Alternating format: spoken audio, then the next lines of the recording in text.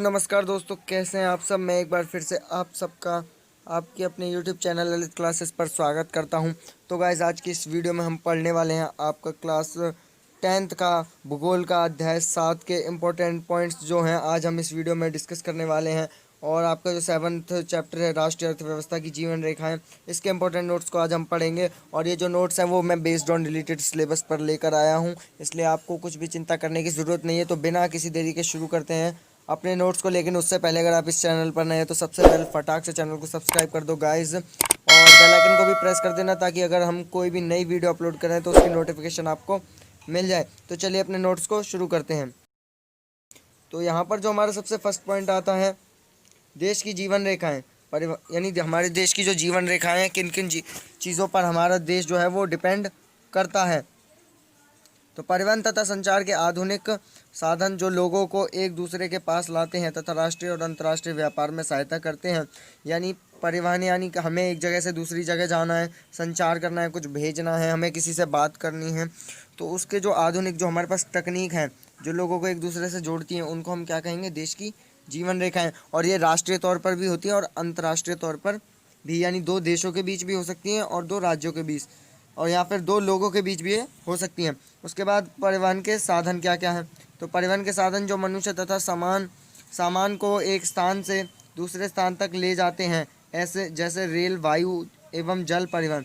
यानी परिवहन क्या है कि एक जगह से दूसरी जगह कोई भी सामान पहुंचाना है या हमें खुद जाना है तो उसको हम क्या कहेंगे, परिवहन। यानी हम अगर मान लो बाइक से जा रहे हैं तो परिवहन का साधन है वो हमारे लिए, क्योंकि हम वहाँ उसकी मदद से जा रहे हैं अपने गाँव या फिर कहीं भी। उसके बाद संचार के साधन, तो वह साधन जो सूचना, समाचार एवं संवाद को एक स्थान से दूसरे स्थान तक ले जाते हैं, जैसे समाचार पत्र, radio, TV, telephone, mobile phone, email आदि।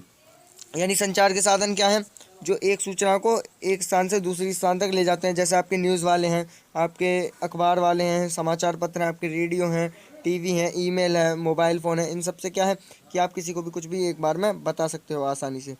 उसके बाद जो हमारा नेक्स्ट पॉइंट आता है वो है स्वर्णिम चतुर्भुज। 6 लेन वाली super highway national highway AI द्वारा संचालित सड़कें जो दिल्ली, मुंबई, चेन्नई और कोलकाता को जोड़ती हैं। यानी जो बड़े बड़े राज्यों को जोड़ती हैं, और जो 6 लाइनों वाले हाईवे होते हैं, यानी जिनमें 6 लाइनें होती हैं, यानी 3 गाड़ियाँ एक साथ इधर चलेंगी और 3 गाड़ियाँ एक साथ, वो 6 लाइन वाले हाईवे होते हैं और इन्हें क्या कहेंगे हम, स्वर्णिम चतुर्भुज। ये आपको याद रखना है, आपके एकदम मेन पॉइंट्स हैं। उसके बाद जो हमारा नेक्स्ट पॉइंट है राष्ट्रीय राजमार्ग, जो आपका 5th पॉइंट है। 4 से 6 लेन की सड़कें जो देश के दूर स्थित भागों को जोड़ती हैं, इनका रखरखाव केंद्रीय लोक निर्माण विभाग CPWD द्वारा किया जाता है।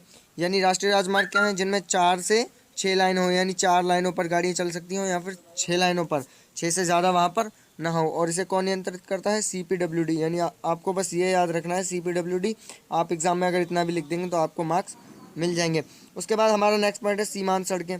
सीमा सड़क संगठन द्वारा सीमांत क्षेत्रों में सड़कों का निर्माण व रखरखाव करते हैं, दुर्गम स्थानों को जोड़ती हैं। यानी ये सड़कें क्या करती हैं कि जहाँ पर मान लो आपको एक एग्जांपल देता हूँ कि आपका ये गांव है। अब आपके जो शहरी इलाके हैं वो बहुत दूर हैं, बहुत बहुत दूर है ये कुछ शहरी इलाके। तो इनमें जो सबसे पास होगा ये बस वहीं से जो है रोड आपके लिए निकाल देगी, आप वहीं से जाकर सब कुछ ला सकते हो। ये बहुत सारे रोड नहीं निकालेगी, जो आपके सबसे पास होगा वहाँ रोड निकाल देगी। और कोई अगर आपका गांव दूर दराज के इलाके में दुर्गम स्थान पे, तो वहाँ से आपका जो स्थानों को जोड़ देगी आपको बाज़ार से। उसके बाद जो हमारा नेक्स्ट पॉइंट है, हमारा 7th पॉइंट व्यापार। तो विभिन्न व्यक्तियों, राज्यों तथा विभिन्न देशों के बीच वस्तुओं के आदान प्रदान को व्यापार कहते हैं। यानी कोई भी दो व्यक्तियों के बीच हो रहा है, राज्यों के बीच हो रहा है, देशों के बीच हो रहा है, या दो लोगों के बीच हो रहा है, किसी के भी बीच हो रहा हो, और किसी भी वस्तु को हम दे रहे हों और उसके बदले पैसे ले रहे हों या फिर कोई दूसरी वस्तु ले रहे हों, तो वो व्यापार कहलाता है। ठीक है, इतनी बात आपको समझ में आ गई होगी। उसके बाद जो हमारा नेक्स्ट पॉइंट आता है अंतर्राष्ट्रीय व्यापार। यानी अभी तो हमने व्यापार के बारे में पढ़ा, अब अंतर्राष्ट्रीय व्यापार क्या है, यानी दो देशों से अधिक देशों के बीच वस्तुओं का आदान प्रदान। देश का 95% व्यापार समुद्री मार्गों द्वारा होता है। यानी जो दो देश एक दूसरे से सामान खरीदते हैं और उसके बदले पैसे देते हैं या फिर कोई दूसरा सामान देते हैं, तो वो अंतर्राष्ट्रीय व्यापार हो जाता है। और जो 95% व्यापार है अंतर्राष्ट्रीय व्यापार, वो कहाँ से होता है, समुद्री मार्ग से, क्योंकि समुद्री मार्ग से बहुत सस्ता पड़ता है हमें। उसके बाद हमारा नेक्स्ट पॉइंट है व्यापार संतुलन। तो किसी देश के आयात मूल्य तथा निर्यात मूल्य का अंतर, यानी व्यापार संतुलन क्या है कि हमने कोई चीज़ भेजी, उसका दाम कम था, लेकिन वहाँ से कुछ चीज़ आई उसका दाम ज़्यादा था, तो इसमें क्या हुआ कि ये व्यापार का संतुलन है। यानी जितने अभी हमने कुछ भेजा तो वो चीज़ जो थी वो इतनी बनी हुई नहीं थी, लेकिन उन्होंने अपने देश में ले जाकर उसे बना दिया। उसके बाद जब हम अपने देश में लाए तो वो महंगी हो गई, तो इसे क्या कहेंगे, मूल्यों का अंतर कहेंगे इसे हम। उसके बाद जो हमारा नेक्स्ट पॉइंट आता है वो है रेल परिवहन। तो यातायात का मुख्य साधन है, या सबको पता होगा, हिंदुस्तान में जितने भी लोग रहते हैं सबको ये बात ज़रूर पता होगी कि यातायात का मुख्य साधन रेल परिवहन है। भारतीय रेल एक दिन में इतना चलती है कि वो चांद के 3 चक्कर लगा सकती है, इतने किलोमीटर चलती है। सोच सकते हो आप कि कितनी ज़रूरी है रेल लाइनें हमारे देश के लिए। तो भारतीय रेल परिवहन को 16 प्रखंडों में बांटा गया है, आपको ये याद रखना है, 16 प्रखंडों में उन्हें बांटा गया है। और आगे की क्लासेस में अगर आप आर्ट्स लेंगे तो आपको पता चल जाएगा कि ये 16 प्रखंड कौन कौन से हैं। उसके बाद जो हमारा नेक्स्ट पॉइंट है गेज या पथ, रेल की 2 पटरियों के बीच की दूरी। ठीक है, गेज या पथ क्या होता है कि जो रेल की 2 पटरियां हैं, जैसे ये एक पटरी हो गई, उसके बाद ये एक पटरी होगी, तो इन दोनों के बीच की जितनी दूरी होगी उसे हम क्या कहेंगे, गेज या पथ। ठीक है, उसके बाद जो हमारा नेक्स्ट पॉइंट है पत्तन या बंदरगाह, समुद्र तट पर वह स्थान जहां जहाज पर वस्तुओं को लादने तथा उतारने का काम किया जाता है। यानी बंदरगाह क्या है कि जहाँ से कोई भी जहाज़ का सामान आया, वहाँ पर जहाज़ से उस सामान को उतारा गया और वहाँ से पूरे देश में विस्तृत किया गया, बांटा गया। ठीक है, तो इसी चीज़ को हम क्या कहेंगे, पतन या बंदरगाह, जहाँ पर जहाजी जो सामान आता है जहाज़ से वो उतारा जाता है। उसके बाद जो हमारा नेक्स्ट पॉइंट आता है ज्वार या पतन एक बंदरगाह, जो ज्वार के समय कार्यरत होता है, जैसे गुजरात में कांडला। यानी ज्वार या पतन क्या है कि एक बंदरगाह जो क्या होता है कि जब ज्वार आती है, ज्वार और भाटा 2 लहरें होती हैं, तो जब आती हैं तो क्या होता है इनसे कि ये ज्वार के समय ही चीज़ों को अपने जो शिप होते हैं वहाँ के उनमें ला पाता है। ऐसा नहीं है कि पूरे टाइम ये जो है कोई भी शिप है इसके पास आ सकती है, नहीं, ऐसा नहीं है। इस बंदरगाह पर कब आएगी जब शिप, जब वहाँ पर ज्वार आएगा।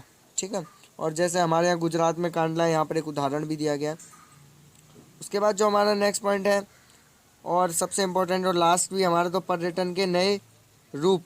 तो विरासत पर्यटन, सांस्कृतिक पर्यटन, चिकित्सा पर्यटन, परिपर्यटन, रोमांचकारी पर्यटन, व्यापारिक पर्यटन आदि।